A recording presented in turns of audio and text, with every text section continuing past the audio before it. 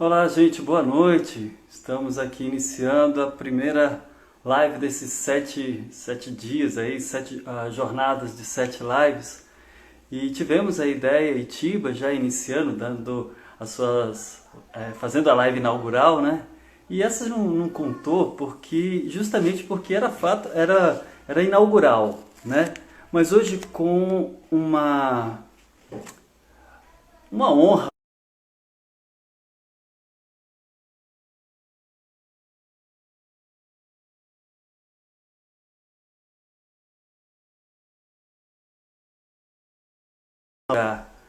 Então, Roberto Mallet é um teórico, um artista e tem uma profundidade espiritual que eu fiquei abismado, sabe? Uma simplicidade, parece que a gente está ouvindo ele falar dentro de casa, sabe? As aulas dele parecem ser uma coisa assim, dentro de casa. Então, quando eu ouvi falando, foi justamente numa live recente, numa live com o Ítalo Marcilli, e ele falava de espiritualidade e arte. E isso me encantou mais pela forma na qual ele falava. Então hoje nós vamos tratar também disso, de arte e espiritualidade, e falando de iconografia talvez, mas mais um chamado, um apelo para que os artistas olhem para dentro de si e olhem a capacidade que eles têm, e não só de produzir arte, como também de transcender o espaço, né, na qual eles estão através da sua arte. E o tema que eu escolhi é Se Morrer Produz Muitos Frutos. O artista enquanto transmissor de transcendência. Deixa eu tentar fixar esse negócio aqui, sabe? Vou escrever aqui, ó. O artista como transmissor de transcendência. Esse é o tema. Deixa eu escrever aqui. Tema. Isso para vocês também saberem. Deixa eu ver se eu consigo. Malê, quando você está entrando aí, se eu pudesse, eu te daria um abraço bem forte, viu, cara? Deixa eu ver se ele tá aparecendo aí.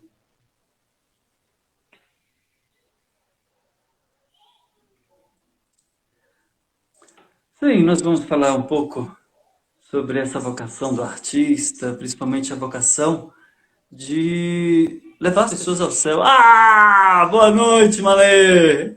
Boa noite, querido. Tudo bem?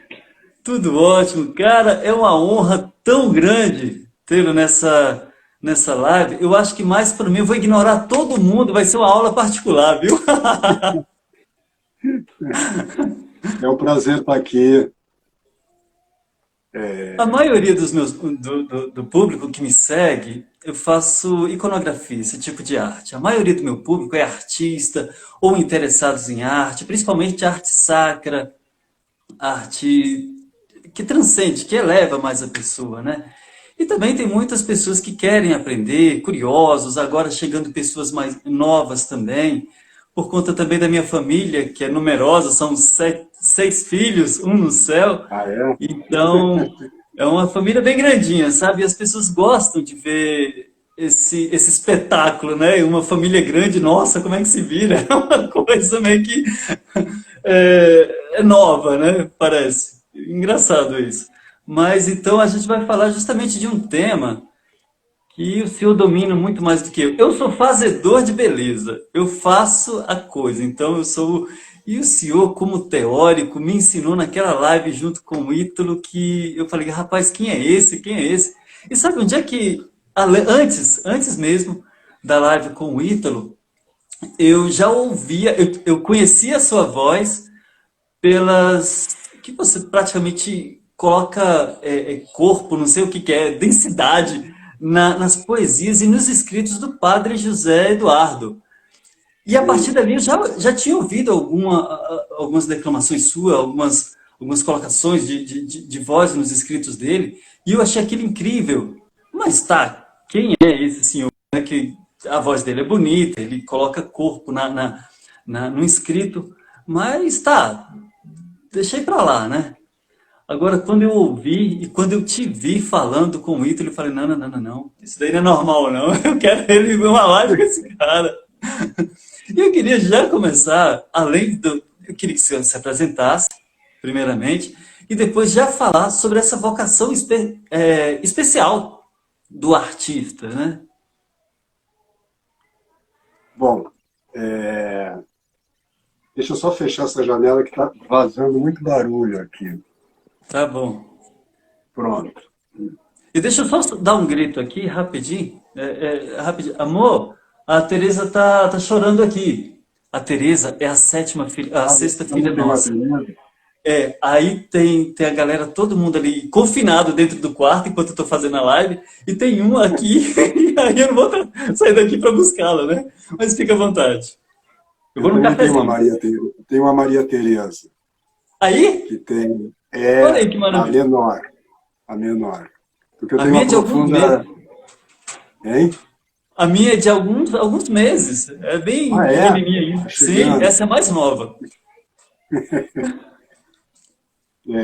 Eu tenho uma profunda devoção por Santa Teresinha. Ela fez parte da minha conversão, né? Foi uma das responsáveis pela minha conversão. Bom, eu vou me apresentar rapidamente aqui. Eu sou ator já desde. Eu comecei a estudar teatro em 77, foi quando eu fiz o primeiro curso de teatro. Eu era menino, eu estou com 62 anos agora, e dediquei boa parte da minha vida mais ao ensino do teatro, especialmente para atores mesmo. Meu trabalho sempre foi muito prático na relação direta com os atores, mas ao mesmo tempo, quando eu entrei, eu cheguei a fazer uma parte da universidade. Não aguentei e saí. Fiz 2 anos e meio, ainda em Porto Alegre, que eu sou gaúcho, né? Então eu fiz parte da Universidade de Teatro, bacharelado em interpretação cênica. Mas quando eu entrei no primeiro semestre, eu acho ainda, do curso, tinha uma disciplina da filosofia, dada pela professora Muriel Maia, que chamava-se História das Ideias. E ali ela nos dava alguns textos partindo da filosofia grega. E ali foi a primeira vez que eu entrei em contato com Platão e fiquei fascinado. Acho que assim, o impacto maior que eu sofri neste primeiro semestre na universidade não foi de ordem teatral, mas foi de ordem filosófica. Foi a descoberta da obra de Platão. E de lá para cá, o que é uma raridade no meu ofício, eu tenho essas duas vias paralelas aí de estudo. Depois entrou a questão da espiritualidade cristã e da teologia, mas particularmente da espiritualidade cristã, mas isso foi um tempo depois. Então, eu tenho uma abordagem na própria prática do ator que tem uma dimensão teórica também, o que é muito raro na nossa área, né? Porque, na verdade, eu sou uma figura um pouco estranha no meio, porque a maioria dos atores não tem essa pegada, vamos dizer assim, teórica, porque não é Sim, é verdade. necessário. Como você como artista também, e pelo que você me disse, você vive um pouco isso. O artista, ele está vamos dizer, no confronto direto com a matéria e Sim. produzindo, né, produzindo a beleza, as formas belas, né, diretamente, intuitivamente, vamos dizer assim, né, e não tem essa parte reflexiva, vamos dizer, mais, né, destacada da prática.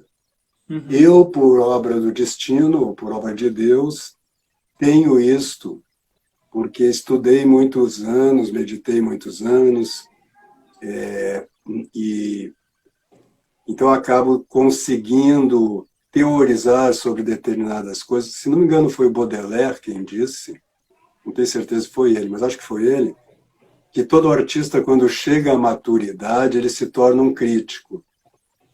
Então também tem esse aspecto, né? Depois que você domina o ofício, de uma certa forma você começa a ter uma clareza intelectual maior, até para avaliar e, vamos dizer, criticar as obras dos seus pares, né? Então, basicamente é isto, né? Eu tive, aí aos 30 anos, eu me converti, eu voltei à igreja, eu tinha, aos 10 anos de idade, eu tinha abandonado a prática religiosa, minha família não tinha uma prática religiosa, eu fui batizado, na época se crismava com 1 ano de idade, né? Então, eu tinha os ritos, mas eu não tinha a prática. Aí eu fui descobrir a prática lá pelos 30 anos, fui descobrir a igreja lá pelos 30 anos.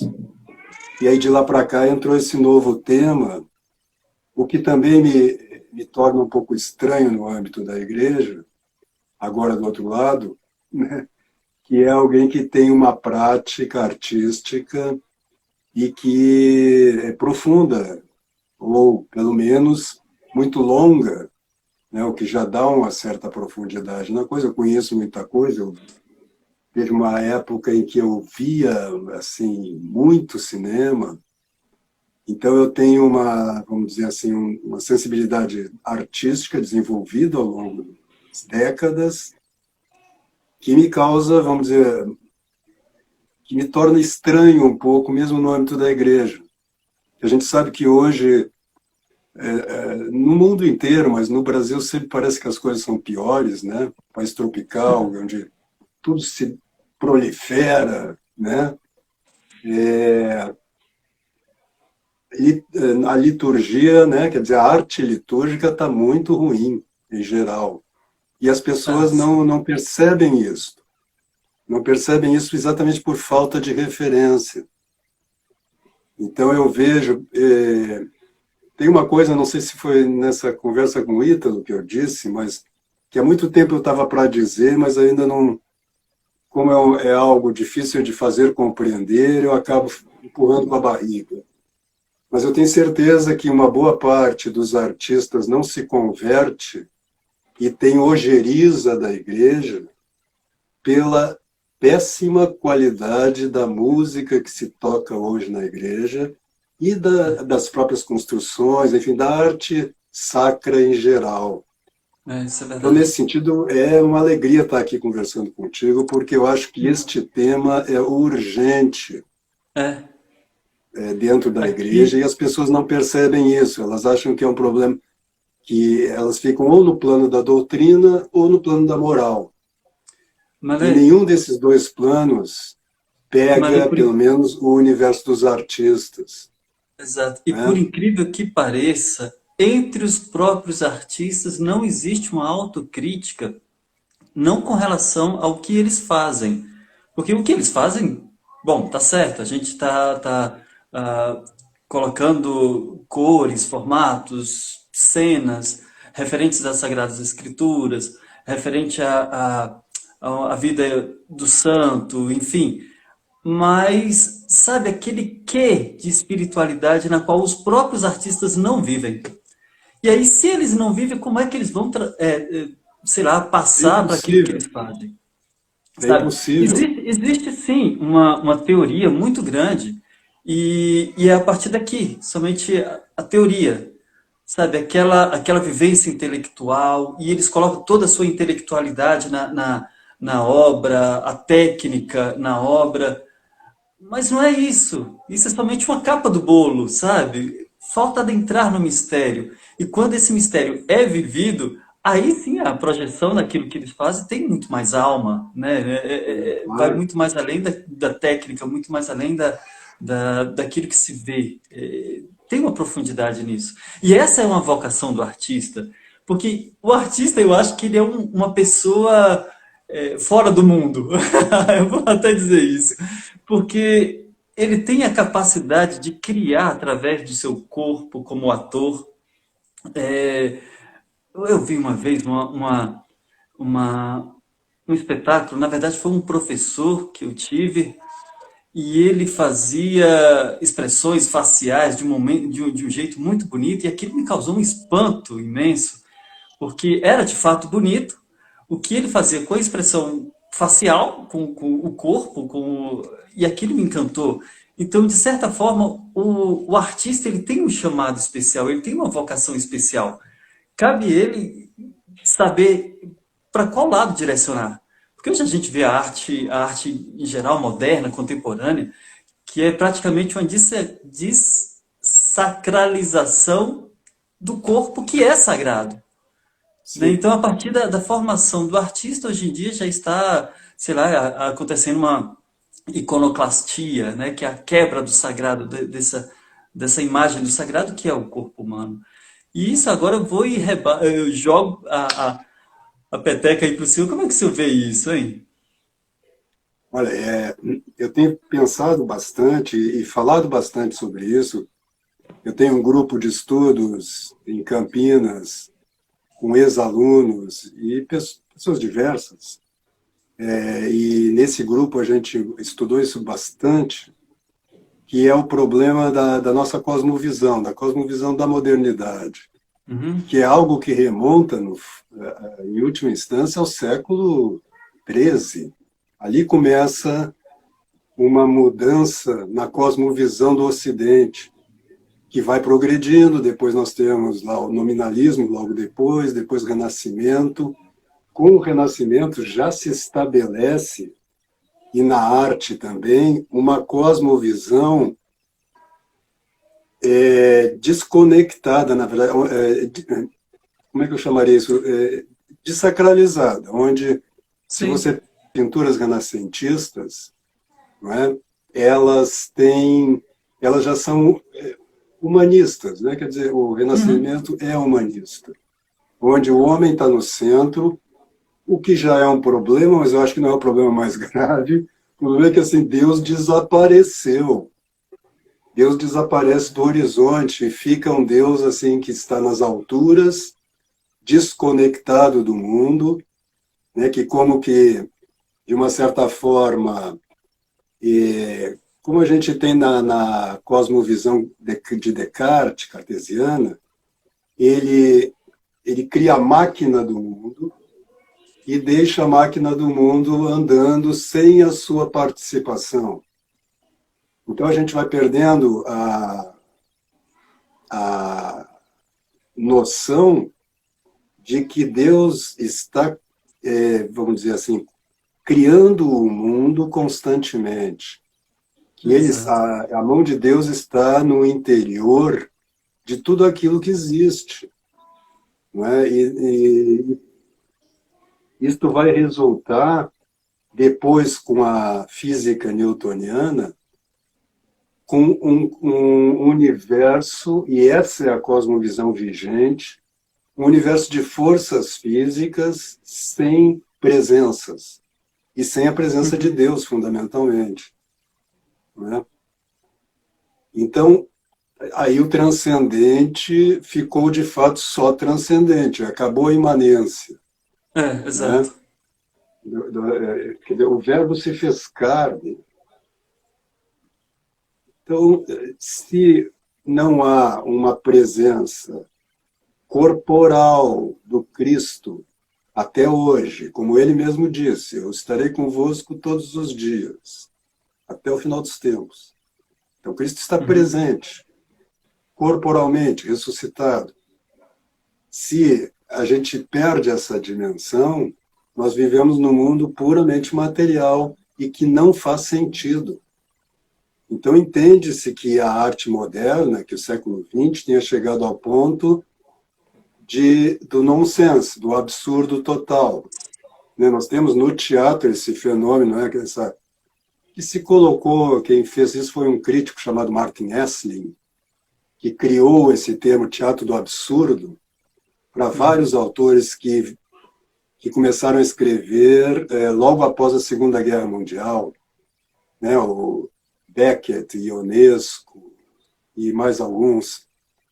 que estavam vivendo exatamente essa sensação de que nós vivemos num mundo absurdo, né? Isto não, nós não nos curamos disso, pelo contrário.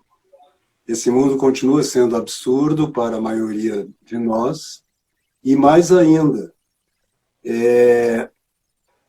as, vamos dizer, as necessidades mais primárias do ser humano se tornaram as únicas necessidades. Então, em arte, você vê que todas as discussões restringem-se a questões de ordem política, de luta de poder, e a Sim. questões de ordem sexual, né? Por incrível que pareça. E aí, nossa, é chato a gente ver isso, inclusive na arte sacra.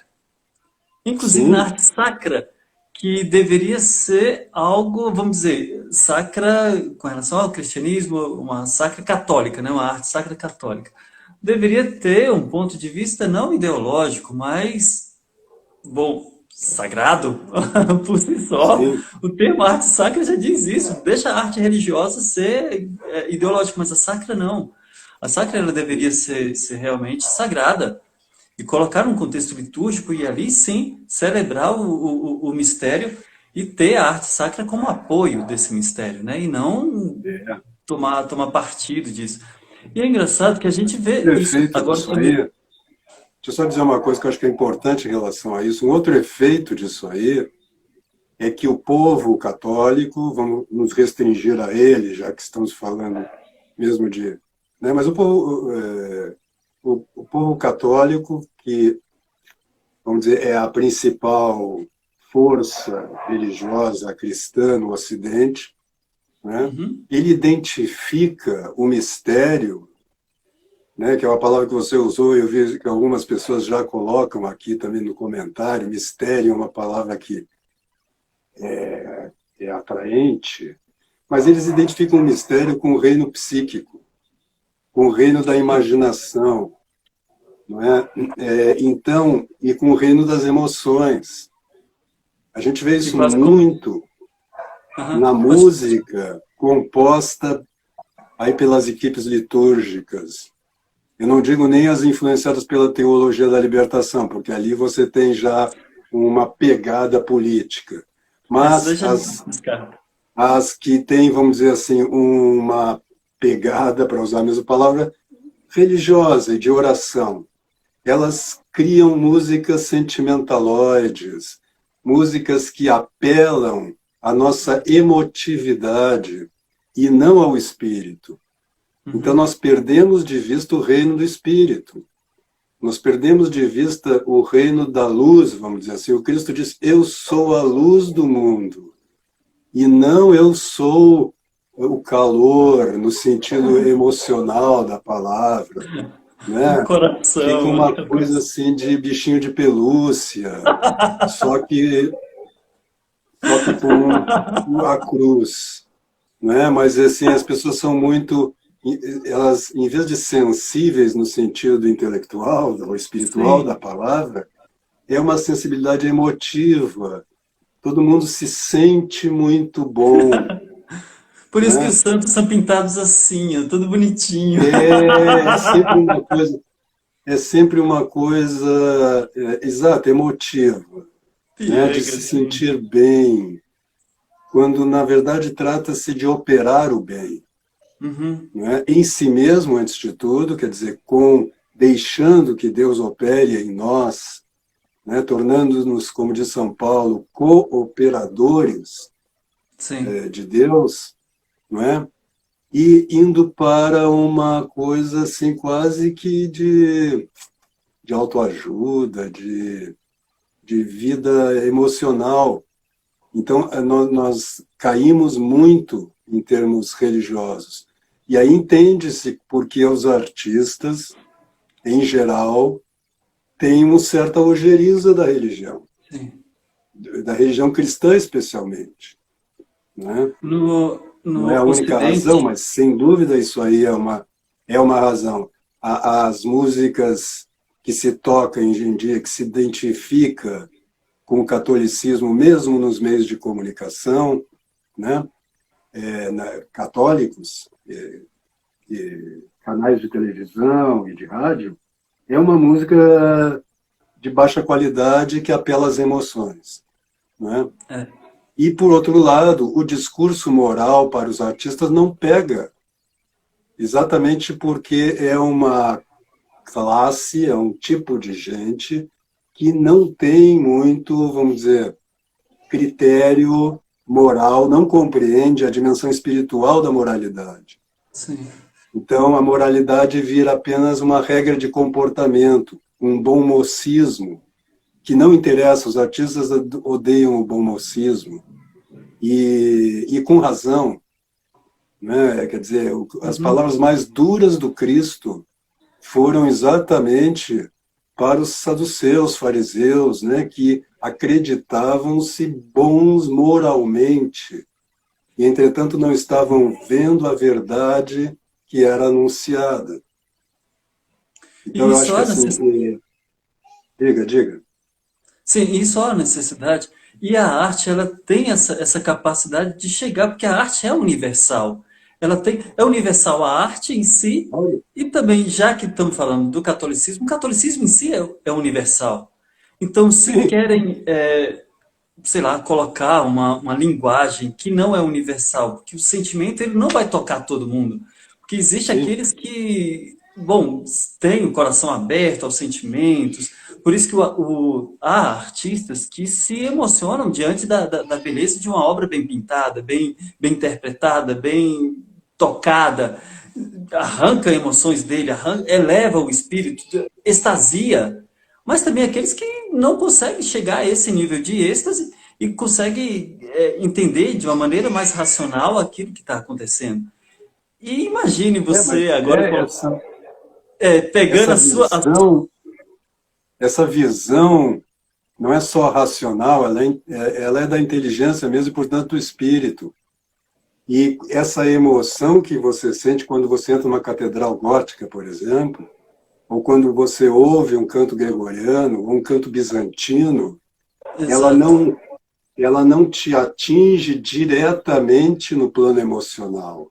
Ela reverbera no plano emocional, E é aí né? que Ela é toca algo, é aí que toca o ser racional e o ser emocional, vamos dizer assim, claro, abarca a pessoa como um todo e atinge tanto católicos quanto cristãos, muçulmanos claro. bom, até ateus. Eu lembro, Marley, faz tempo, que uma vez eu fiz uma exposição de ícones lá em São Luís do Maranhão. E um rapaz que eu não conheço de jeito nenhum, até hoje eu não sei quem é esse rapaz, ele chegou a mim e falou assim, ó, eu não sou religioso, não acredito em Deus, mas diante dessas obras me dá vontade de rezar. Eu não sei o que ele quis dizer exatamente, sabe? Porque sendo ele ateu, eu não sei o que é a oração para ele, mas ele para diante de uma obra que lhe fala ao coração, sei lá, toca de algum modo e faz com que ele, sei lá, fale alguma coisa ou então ele fala, poxa, quem sou eu diante desse mistério todo, nem sei o que falar. Mas existe uma arte que é universal. E dentro dessa arte universal, ela toca todas as pessoas. Por isso que e aí, essa arte que é universal, ela não precisa ser política, não precisa ter uma pegada sentimental. Ela fala por si, ela transcende, né? Ela é transcendental. Não há dúvida. Uma coisa. Ah, sim, Não, quando você perguntou falou dessa coisa do artista como que de uma certa forma está fora do mundo, ele na verdade ele é um intermediário, né? Ele deveria estar exatamente numa zona em que, influenciado pelo transcendente, ele possa traduzir isso para um plano material, para um plano corporal, para o nosso mundo, né? exato. E é isso que nos falta hoje. Eu vejo alguém aqui comentando, dizendo: estamos em 2020, precisamos atualizar o ser cristão para os nossos dias também. Mas isso não significa. Quando as pessoas pensam isso em geral, elas estão pensando na arte de mídia. Elas estão pensando exatamente na indústria cultural. E a indústria cultural é, por natureza, anticristã, porque ela é industrial, ela é fabricação em massa. Então, não é a cópia, não é o modelo da música industrial que vai nos permitir nos comunicarmos com os nossos contemporâneos, né? Nós precisamos do sopro da eternidade. Nós precisamos, quando a gente fala em universal, é universal no espaço e no tempo. Sim. Então, a igreja é universal nesse sentido. Então, o abandono e o desprezo que eu vejo muita gente ter pelo canto gregoriano é um grande mal que se está fazendo na música litúrgica, porque é a nossa tradição. Essa tradição remonta não só à Europa do segundo milênio, do primeiro milênio, ou melhor, segundo milênio, mas as origens do cristianismo, e, na verdade, ela remonta a uma origem pré-cristã, a música litúrgica dos judeus, da sinagoga. Então, nós temos que trazer essa imensa tradição, que sempre foi o tesouro da igreja, do ponto de vista artístico, para as pessoas. É essa a nossa função. Então, Exato. O Cristo, ele está falando conosco hoje, e é dessa fala que nós podemos, é essa fala que nós temos que traduzir. Então, claro que nós temos que falar com o homem de hoje, mas não com a linguagem televisiva e da indústria cultural. Ou mesmo moderna, sem a essência, que a essência é o divino, né?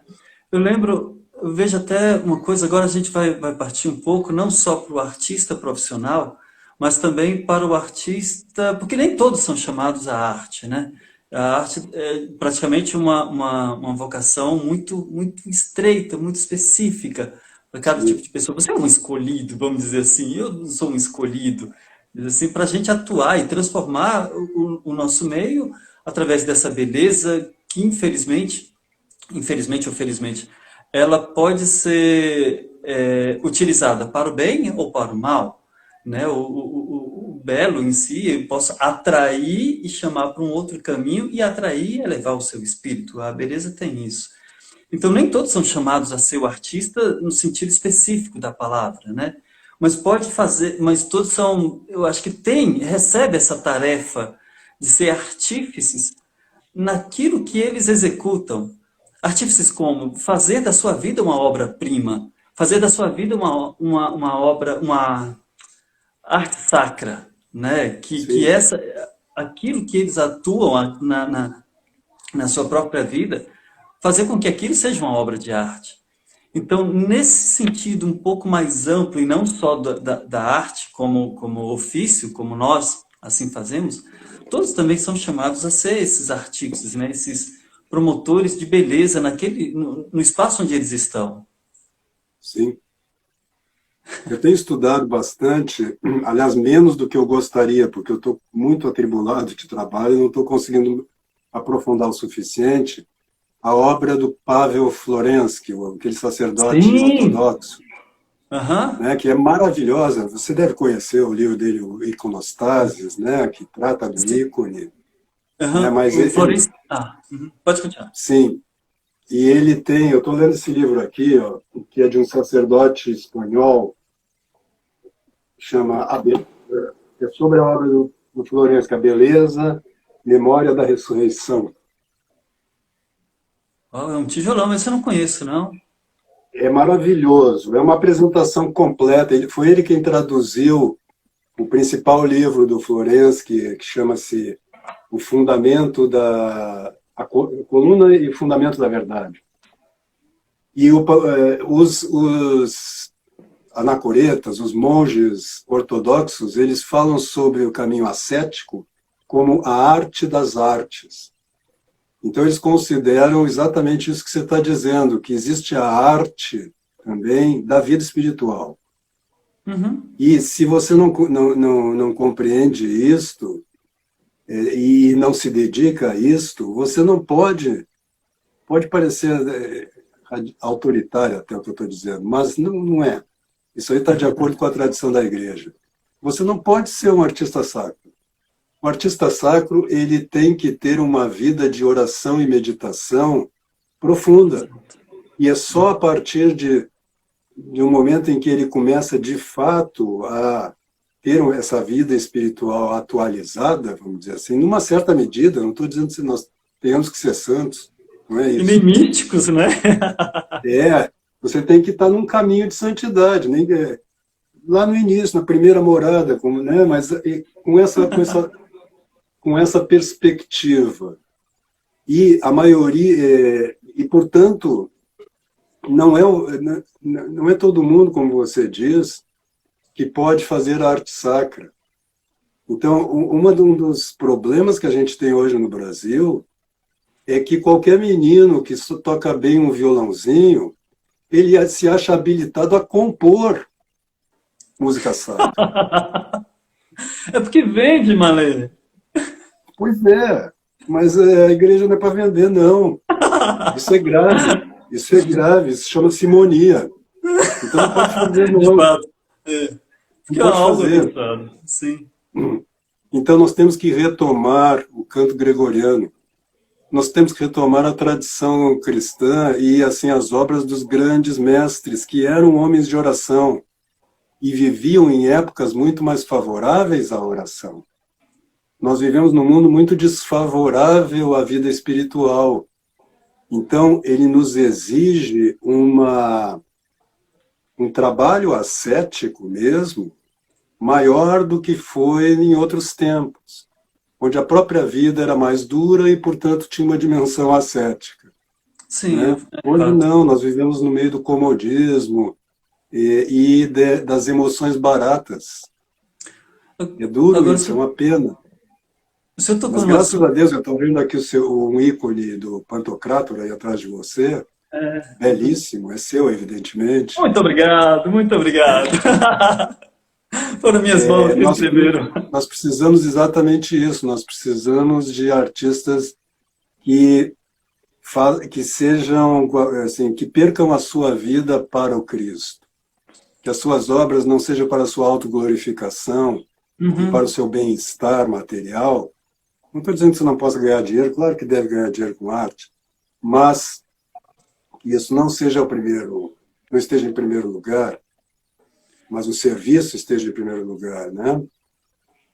E a gente vê aqui nos grupos litúrgicos, eu já tentei, mas eu já desisti.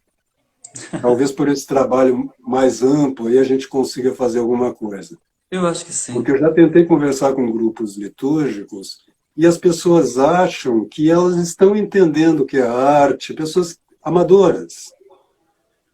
E elas deveriam, assim, o verdadeiro amador quer dizer amante.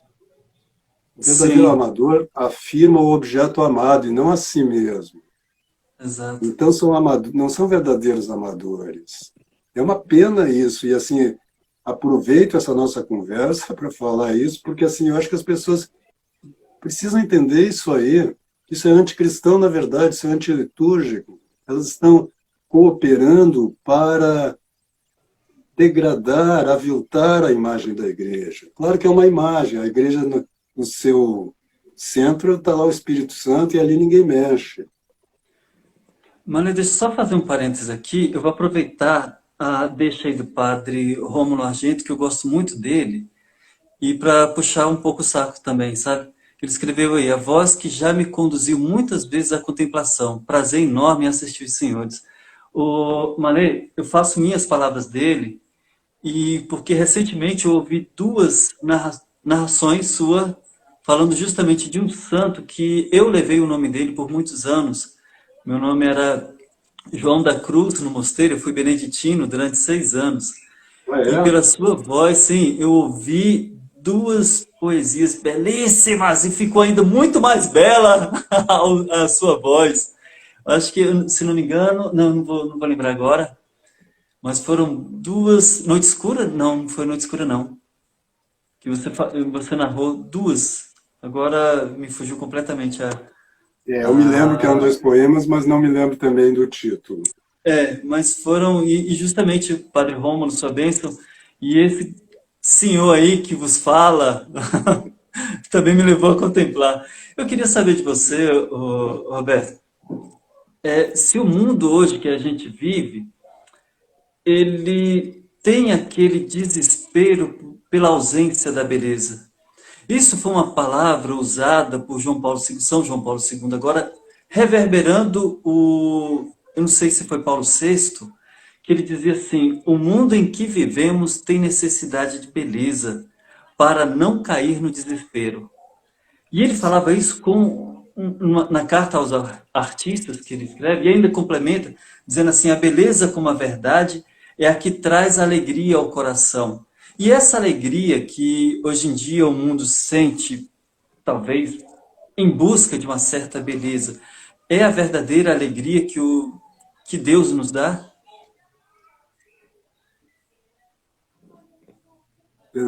Não é clara a pergunta para mim.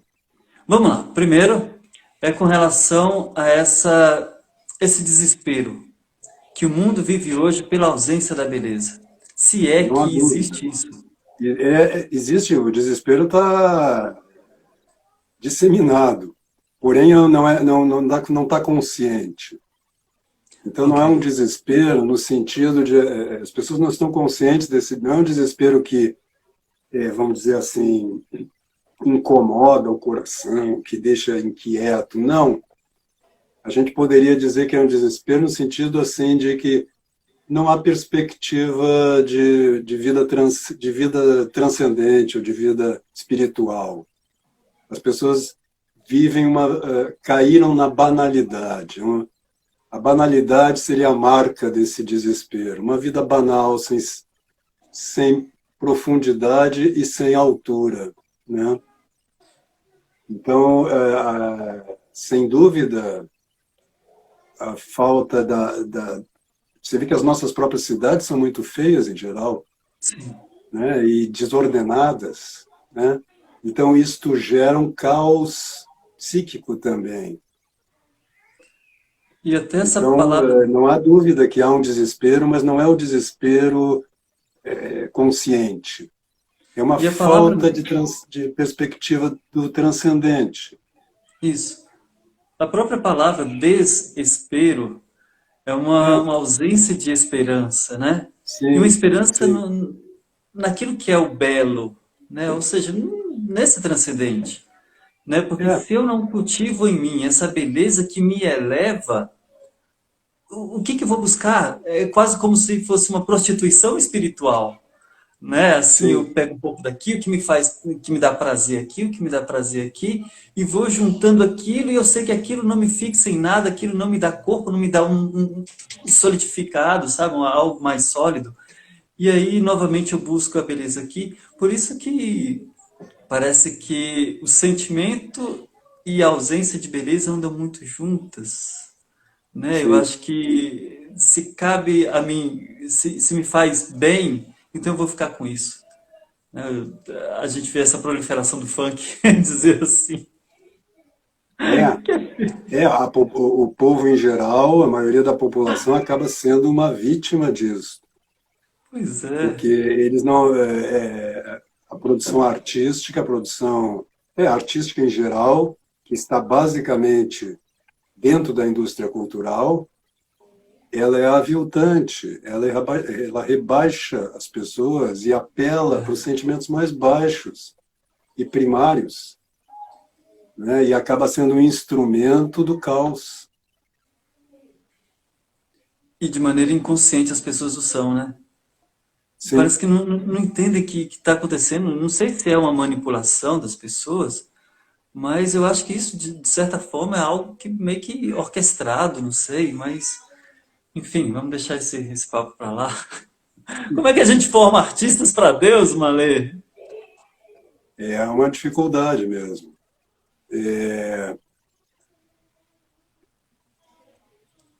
Eu acho que uma das coisas é exatamente isso, é recuperar, porque eu também tenho essa experiência com ateus e até pessoas que Sim, têm uma certa ojeriza com a religião, mas que diante de um ícone tradicional, evidentemente, só sim, isso que a gente pode chamar de ícone, né? A gente sabe que na Igreja Ortodoxa o ícone é um sacramental, né? Ele não é só uma imagem, mas ele é um instrumento da ação divina, né? Ele é um objeto sagrado. Ou a música também tradicional, as pessoas, ou uma catedral gótica, né? Uma catedral tradicional, as pessoas são impactadas por aquela beleza e reconhecem essa beleza. Então, falta se produzir beleza mesmo, arte bela no sentido próprio da palavra, o que é muito difícil de se fazer. As pessoas são superficiais em relação a isso. Essa banalidade na qual a gente vive. Elas não conseguem distinguir, e o discurso teórico hoje em dia reafirma isso, na medida em que ele relativiza a própria ideia de beleza. Então elas colocam no mesmo plano, sei eu, Bach, Villa-Lobos, Pixinguinha e Tonico e Tinoco, não desmerecendo nenhum deles, mas cada um está numa zona ontológica, vamos dizer assim, Sim. e responde. Eu tenho insistido muito, e falo isso para os meus alunos, da gente recuperar a música popular brasileira, que não é a MPB da indústria, que é a música, no caso aqui de São Paulo, a música caipira, é a música dos gaúchos do interior lá, é a música que vem da tradição popular. É o Essa Elomar música Figueira está Neto, lá da morrendo. Bahia. O Você Tonico e conhece? Tinoco é um exemplo, hein? O senhor Quem? conhece o Elomar Figueira Neto, lá da Muito. Bahia? Quer dizer, Ah, conheço aquilo muito a ali, obra dele. aquilo Eu ali parece sou, que assim, eu sou um grande ele, fã do ele, Elomar. ele consegue falar do cotidiano e puxar a nossa alma e elevar lá para Deus. Como é que ele consegue fazer aquilo? Porque ele tem uma vida espiritual, ele é um homem de oração, E muito profundo. é Temente a profundo, Deus. temente a Deus Essa é a e palavra. de um radicalismo que é evangélico. É. Então, o Elomar ele conta uma história que ele, quando se formou em Salvador, ele ganhou uma bolsa para estudar com o Segovia, na Espanha. E Uhum. o Segovia estava se aposentando e ele ofereceu uma bolsa para cada país. E, por obra do destino, a professora dele ganhou essa bolsa e deu para ele. E ele Caramba. disse para ela: "Olha, muito obrigado, fico profundamente agradecido, mas eu não posso, porque eu tenho que voltar para o sertão e fazer a música da minha terra." E ele não aceitou. Foi um grande violonista, agora não me lembro quem é, mas ele conta isso num Caramba. show que está gravado, e volta e compõe o que eu considero a melhor coisa que se fez nas últimas décadas em termos de música brasileira, né? E com a vantagem para nós, pelo menos, de ser cristã, né? Sim. Ele não é católico, se eu não me engano, não sei se ele é metodista, ele é de uma Eu creio que tradição ele é católico, protestante. sim. Eu acho que ele é Só se ele se católico. converteu, ele era protestante. É, Mas, não, então enfim, talvez a minha isso é informação não seja secundário. certa. É, Quando eu isso é ouço secundário. especialmente a balada do Filho Pródigo, eu fico a ponto de chorar toda vez que eu ouço aquilo. Não, Então, eu tem uns que sou eu um choro muito. profundo admirador do Elomar. Infelizmente, eu não o conheço pessoalmente. Eu tive a É, oportunidade de assistir pessoalmente um show dele aqui, mas eu não o conheço. uhum. Não, mas eu acho que até mesmo para ele apresentar, ele sempre fala muito isso, que para ele cantar suas obras mesmo, suas próprias obras, ele sente muita dificuldade.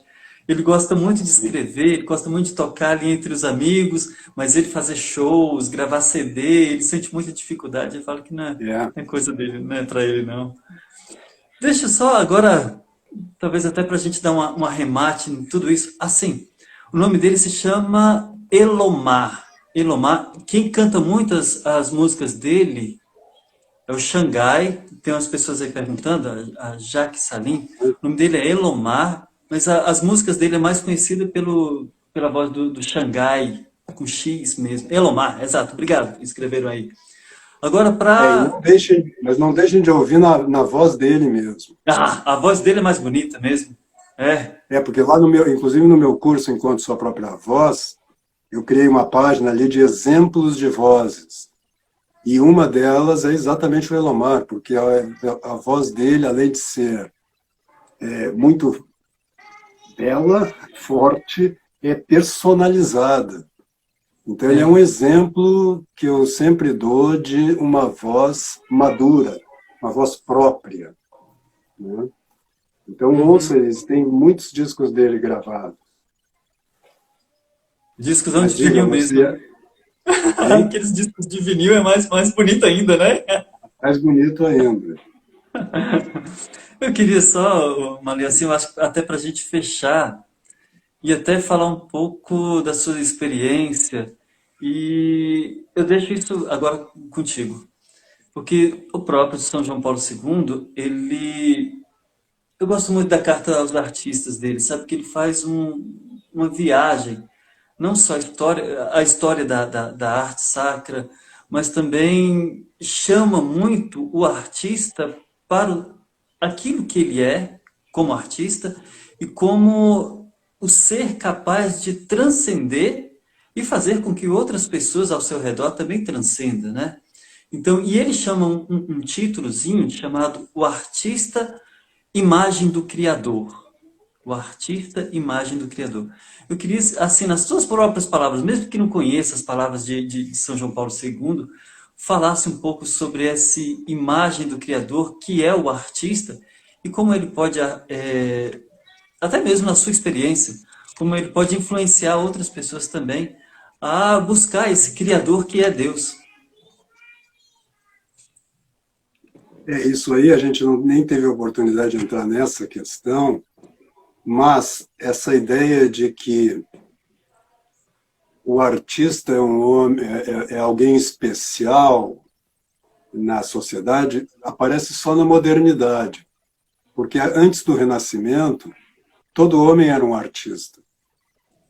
Você considerar, se você pegar entre os gregos e mesmo entre os medievais, a palavra arte significa técnica, né? Então, Uhum. não só o pintor, o ator, o músico eram chamados de artistas, eram vistos como artistas, como também o carpinteiro, o, o navegador, e assim por diante. Quer dizer, a arte seria a técnica de fazer bem certo objeto. É o domínio da técnica de construir um objeto. Aristóteles distingue a ação humana, a ação prática, em dois tipos de ação. A ação moral, que aperfeiçoa, cuja arte, a arte moral, ética, aperfeiçoa o agente, a pessoa que age, e a Sim, arte que aperfeiçoa o objeto. Quer dizer, quando você faz uma boa obra de arte, não é você que se torna melhor, é o objeto que se tornou melhor. Você criou um objeto bom, né? Então, essa ideia já é moderna, quase que romântica, a partir do romantismo, do artista como alguém especial, né, que produz beleza. Não, um prato feito artesanalmente é belo e está comunicando ali algo de Deus.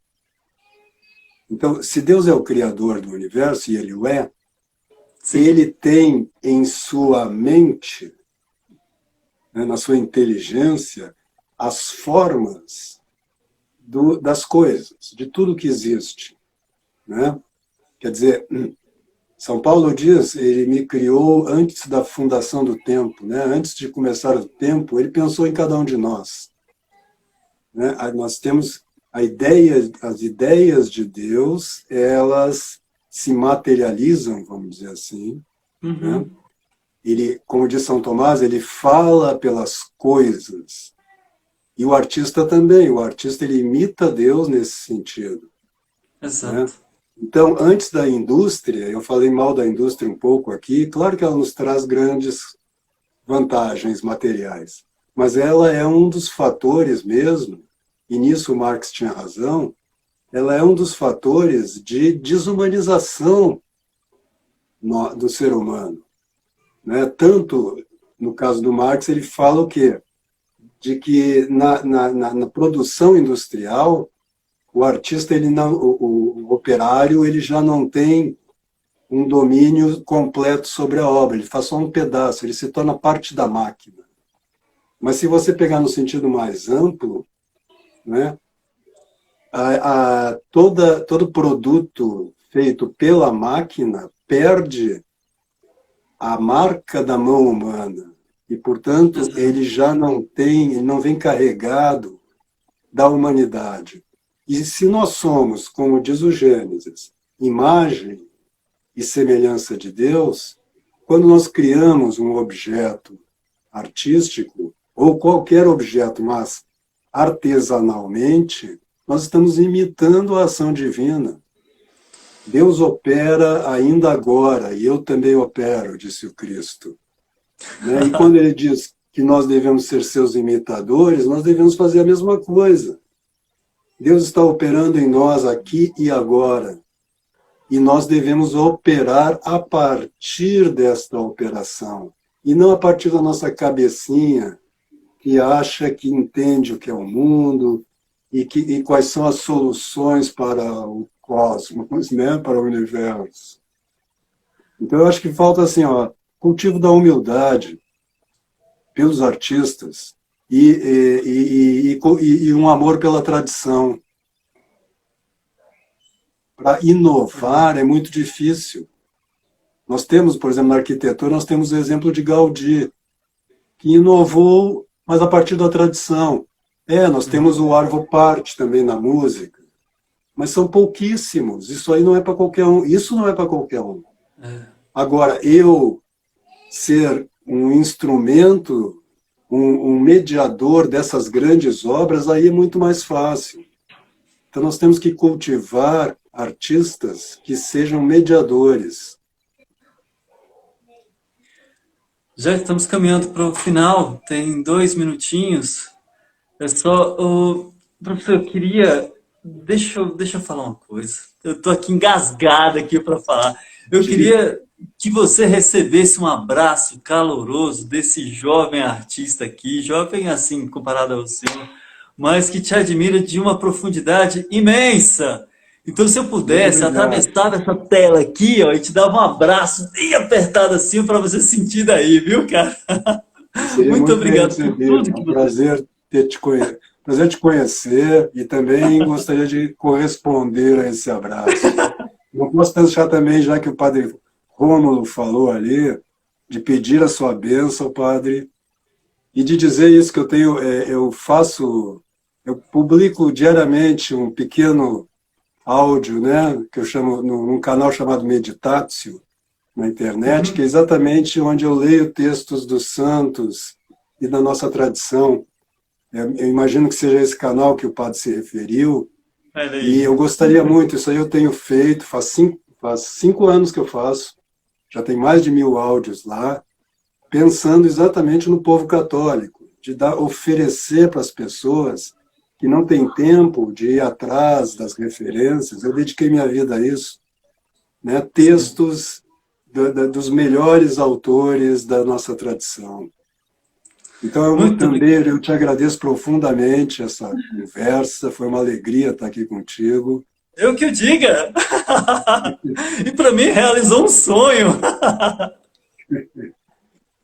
Grande abraço, Malê. Tchau, tchau. Um abração, fique com Deus, fiquem todos com Deus.